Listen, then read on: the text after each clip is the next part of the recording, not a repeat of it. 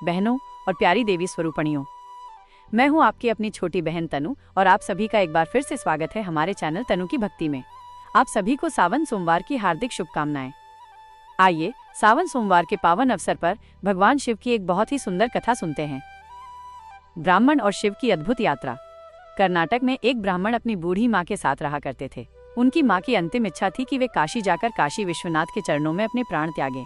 अपने पूरे जीवन में उन्होंने अपने बेटे से और कुछ नहीं मांगा था। उन्होंने अपने बेटे से कहा, बेटा मुझे काशी ले चलो, मैं बूढ़ी हो रही हूँ और मैं वहीं जाकर मरना चाहती हूँ।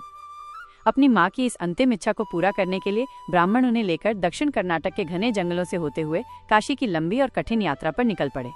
रास्ते में माँ की उम्र और बढ़ती थकान के कारण उनका स्वास्थ्य बिगड़ने लगा।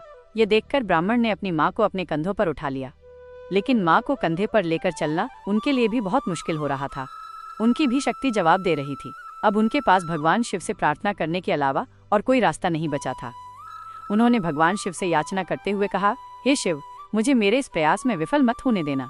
मेरी माँ ने अपने जीवन में मुझसे बस यही एक चीज मांगी है, कृपया इसे पूरा करने में मेरी मदद करें। हम वहाँ सिर्फ आपके लिए ही आ रहे हैं, कृपया मुझे शक्ति दीजिए।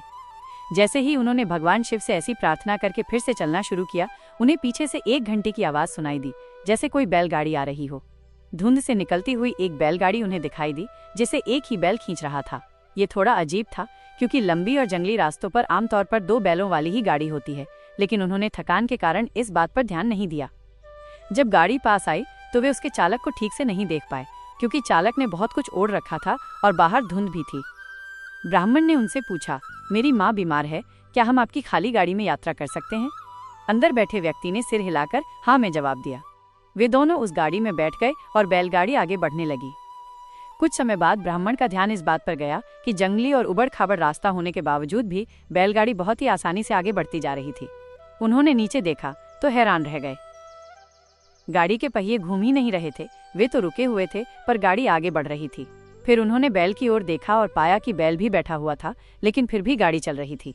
तब उन्होंने चालक की ओर देखा और पाया कि वहां सिर्फ एक कपड़ा था, कोई चेहरा नहीं था। उन्होंने अपनी माँ की ओर देखा तो माँ ने कहा, अरे मूर्ख, हम पहुंच गए हैं, अब कहीं और जाने की जरूरत नहीं, यही वो जगह है, अब मुझे जाने दो।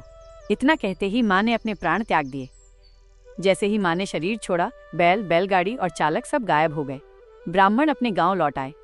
लोगों ने उन्हें इतनी जल्दी लौटा देखकर सोचा कि वो अवश्य ही अपनी माँ को कहीं रास्ते में छोड़ आए होंगे और उन्हें काशी ले ही नहीं गए होंगे। लोगों ने उनसे पूछा, तुम अपनी माँ को कहाँ छोड़ आए? ब्राह्मण ने उत्तर दिया, हमें वहां जाना ही नहीं पड़ा, भगवान शिव स्वयं हमारे लिए आए थे। लोगों ने उनकी बात पर विश्वास नहीं किया और कहा, ये कैसी बकवास है, ऐसा भी कभी होता है? ब्राह्मण ने कहा, मुझे इस बात से कोई फर्क नहीं पड़ता कि आप लोग क्या सोचते हैं, वो आए थे हमारे लिए और यही सच है। मेरा जीवन ज्योतिर्मय हो गया है और मैं अब अपने अंतर्मन में जाना चाहता हूँ। अगर आप मेरी बात नहीं मानते तो आपकी मर्जी। लोगों ने कहा, ठीक है, लेकिन हमें कुछ ऐसा दिखाओ कि हम माने कि तुमने भगवान शिव को देखा है और वो सच में तुम्हारे लिए आए थे। ब्राह्मण ने कहा, मैं नहीं जानता, मैंने उन्हें नहीं देखा, मुझे सिर्फ एक कपड़ा दिखाई दिया था। वहां कोई चेहरा नहीं था, कुछ भी नहीं था, बस एक खालीपन था। अचानक लोगों ने देखा कि वो ब्राह्मण भी वहां नहीं थे, अब सिर्फ उनके कपड़े ही वहां दिखाई पड़ रहे थे। और फिर वो दक्षिण भारत के एक महान संत बने। जहां भी वो जाते, लोग उन्हें बिना चेहरे वाले योगी के नाम से जानने लगे। तो ये थी भगवान शिव की एक बहुत ही सुंदर कथा। आपको ये कथा कैसी लगी, कमेंट करके जरूर बताएं।